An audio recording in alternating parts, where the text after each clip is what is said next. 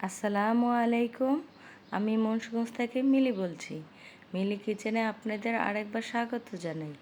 আশা করি আপনারা সবাই খুব ভালো আছেন। আবারও হাজির হয়ে গেলাম আপনাদের মাঝে নতুন আরেকটি রেসিপি নিয়ে। আজকের পর্বে আমি আপনাদের করে দেখাচ্ছি বাসায় থাকা কমন সবজি এবং উপকরণ দিয়ে রেস্টুরেন্টের মতো মজাদার ফ্রাইড রাইস। আমি আজকে যেইভাবে ফ্রাইড রাইসটা রান্না করব, এইভাবে রান্না করার জন্য আপনাকে বাহির থেকে হঠাৎ করে কোনো কিছু কিনে আনার প্রয়োজন নেই। বাসায় যে কমন জিনিসগুলো আছে ওইগুলো দিয়েই তৈরি করে নিতে পারবেন রেস্টুরেন্টের মতো মজাদার ফ্রাইড রাইস। আর আজকের রান্নায় রেস্টুরেন্টের মতো মজাদার ফ্রাইড রাইসে থাকছে একজন গৃহিণীর টিপস অ্যান্ড ট্রিক্স।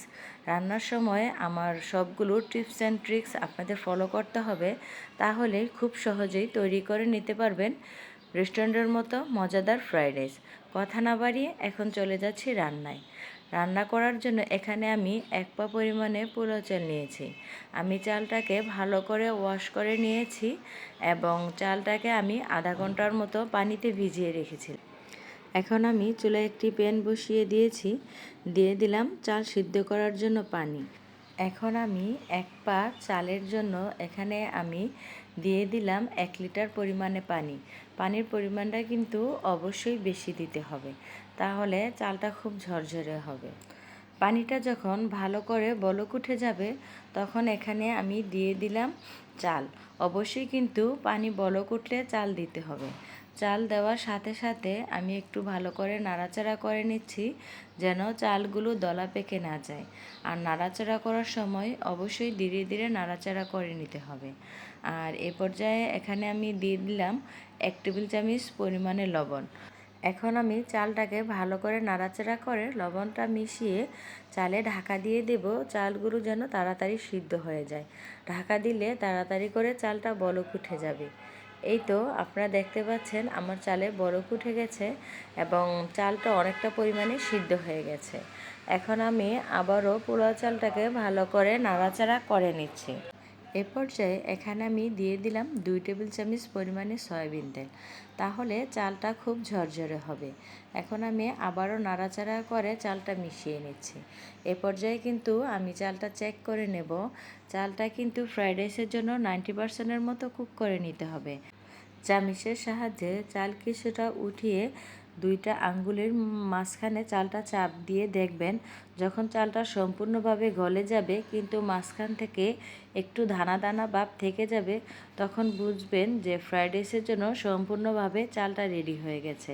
এ পর্যায়ে একটি চালনির সাহায্যে চালগুলো সাথে সাথে সেঁকে নিতে হবে, অপেক্ষা করা যাবে না, কারণ পোলাও চাল একটু ভাপা পেলেই আবার ফুটে যেতে পারে। পোলাওটাকে আমি চালনি দিয়ে ছেঁকে সাথে সাথে এরকম একটি প্লেটে ছড়িয়ে নিচ্ছি, যেন পোলাওটা দলা পেকে না যায়, এবং একটি চামচের সাহায্যে ভাতগুলো আমি ছড়িয়ে দিচ্ছি।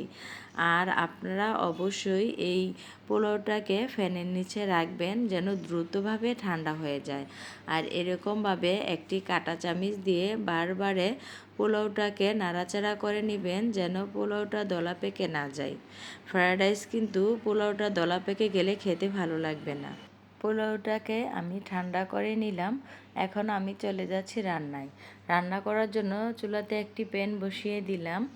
আর আজকের রান্নাটা সম্পূর্ণভাবে আমি ঘরোয়াভাবে করে নিচ্ছি, তাই এখানে দিয়ে দিলাম আমি সয়াবিন তেল। এখানে আমি কোনো বাটার দিচ্ছি না। সয়াবিন তেল দিয়ে এখানে আমি ফ্রায়েড রাইসের জন্য দিয়ে দিলাম 3টা মুরগির ডিম। আপনারা আপনাদের পছন্দ অনুযায়ী ডিম দিতে পারেন, বাড়িয়েও দিতে পারেন। এখন আমি এই ডিমগুলোকে ডিমের ভুজিয়া করে নিচ্ছি। দিয়ে দিলাম স্বাদমতো লবণ। আপনারা চাইলে এখানে গোলমরিচের গুঁড়ো ব্যবহার করতে পারেন, তাহলে স্মেলটা খুবই সুন্দর আসবে। আমি যেহেতু ঘরোয়া পদ্ধতিতে রান্না করছি, তাই এখানে আমি গোলমরিচের গুঁড়া ব্যবহার করলাম না। এই তো ডিমগুলোকে আমি ভালো করে নাড়াচাড়া করে ডিমের ভুজিয়া তৈরি করে নিচ্ছি। আর আজকে আমি আমার দর্শকদের বলছি, আপনারা যারা আজকে আমার এই ভিডিওটি দেখছেন, আমার ভিডিও দেখতে দেখতে আমার ভিডিওর কোনো অংশ যদি আপনাদের কাছে একটুখানি ভালো লেগে থাকে, তাহলে প্লিজ লাইক, কমেন্ট এবং শেয়ার করতে ভুলবেন না। আর যদি একটু বেশি ভালো লেগে থাকে তাহলে প্লিজ সাবস্ক্রাইব করে আমার এবং আমার চ্যানেলের সাথেই থাকবেন।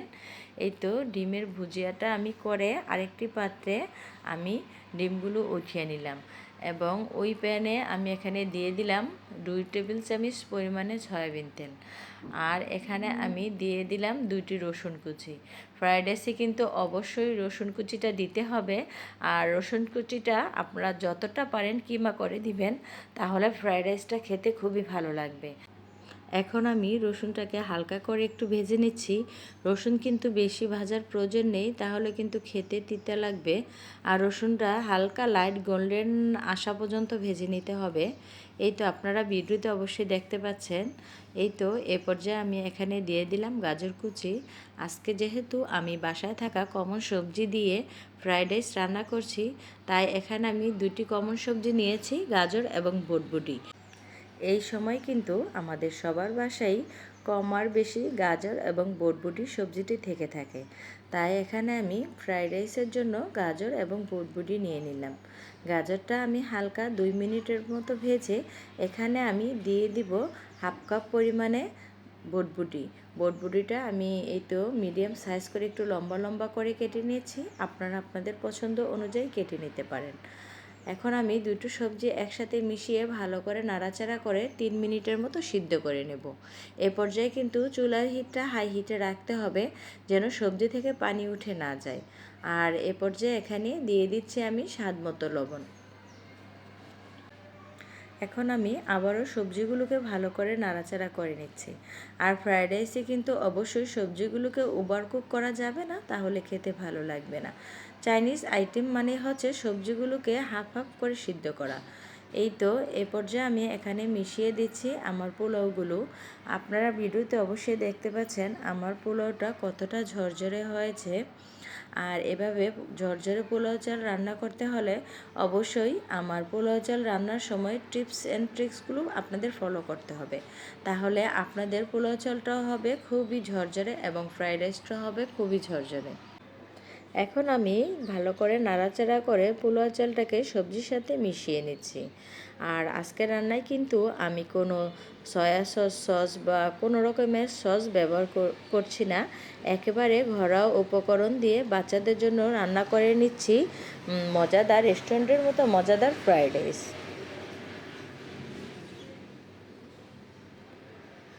এ পর্যায়ে আমি এখানে মিশিয়ে দিচ্ছি আমার ডিমগুলো দিয়ে আমি আবারও ফ্রায়েড রাইসটাকে ভালো করে নাড়াচাড়া করে নিচ্ছি। আপনারা চাইলে এখানে এখন গোলমরিচের গুঁড়ো ব্যবহার করতে পারেন, তাহলে স্মেলটি খুব ভালো আসবে। এখন আমি ডিমগুলো দিয়ে ফ্রায়েড রাইসটাকে ভালো করে নাড়াচাড়া করে নিচ্ছি।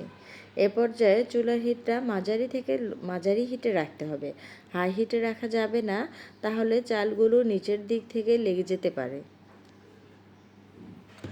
আর এ পর্যায়ে আমি ঝালের জন্য এখানে দিয়ে দিচ্ছি 5-6টি কাঁচামরিচ কুচি। ঝালটা অবশ্যই আপনারা আপনাদের পছন্দ অনুযায়ী দিতে পারেন। আমি ঝাল খেতে খুব ভালোবাসি, তাই আমি এখানে মরিচের পরিমাণটা একটু বাড়িয়ে দিয়েছি। এ পর্যায়ে আমি সম্পূর্ণ ফ্রায়েড রাইসটাকে আবারও ভালো করে নাড়াচাড়া করে মরিচের সাথে মিশিয়ে নিচ্ছি। আমি কিন্তু ঝাল ফ্রায়েড রাইস খেতে খুবই ভালোবাসি, তাই এখানে আমি ঝালের পরিমাণটা একটু বাড়িয়ে দিলাম। এইভাবে আরও 2-3 মিনিট নাড়াচাড়া করলেই তৈরি হয়ে গেল আমাদের দারুণ মজার ফ্রায়েড রাইস। আমরা সবাই কম আর বেশি ফ্রায়েড রাইস রান্না করতে পারি, কিন্তু আমরা এক একজনে এক একভাবে ফ্রায়েড রাইস রান্না করে থাকি। আমার আজকের ফ্রায়েড রাইস রান্নাটি হচ্ছে, যখন আপনার ফ্রায়েড রাইস খেতে ইচ্ছে করবে তখনই আপনি সহজভাবে রেস্টুরেন্টের মতো মজাদার ফ্রায়েড রাইস রান্না করে খেতে পারবেন। আর যদি আপনাদের রেসিপিটি ভালো লেগে থাকে তাহলে প্লিজ লাইক, কমেন্ট এবং শেয়ার করতে ভুলবেন না। আর যদি একটু বেশি ভালো লেগে থাকে তাহলে প্লিজ সাবস্ক্রাইব করে আমার এবং আমার চ্যানেলের সাথেই থাকবেন।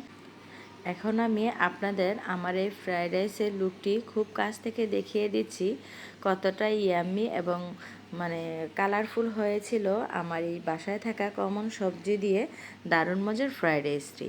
আর এখন আমি আপনাদের একটি সার্ভিং বলে ফ্রায়েড রাইসটা উঠিয়ে আপনাদের দেখিয়ে দিচ্ছি যে কতটা ঝরঝরে হয়েছিল আমার এই ফ্রায়েড রাইসটি।